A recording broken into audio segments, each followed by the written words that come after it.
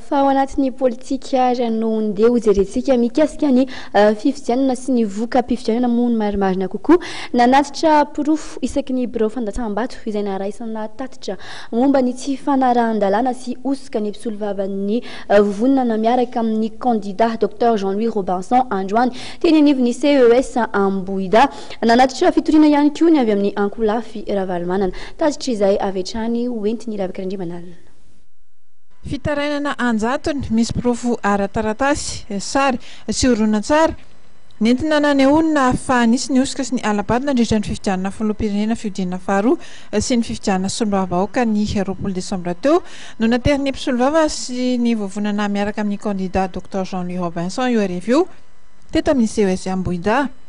Nahinika ny 750 ny birao fandatsahambato manerana nosy izy ireo izay nahazona avaliny feno ary nambaran'izy ireo fa tsy nifanaraka tamin'ny vokatra voangin'izy ireo no ho tonga eo anivon'ny senita. Tratrikay dia misy eo amin'ny amanjatony eo amanjatony mahery dia bureau de vote par bureau de vote no fitoriana napetraka satria no nanjerevana tsikaray ny procès verbal hitanay teo am-pelatananay dia maro ny osika tao anatin'le izy milesika ary zavatra tsy mety izay no nangatahana constatation de fraude de annulation disqualification avy voapetraka homany.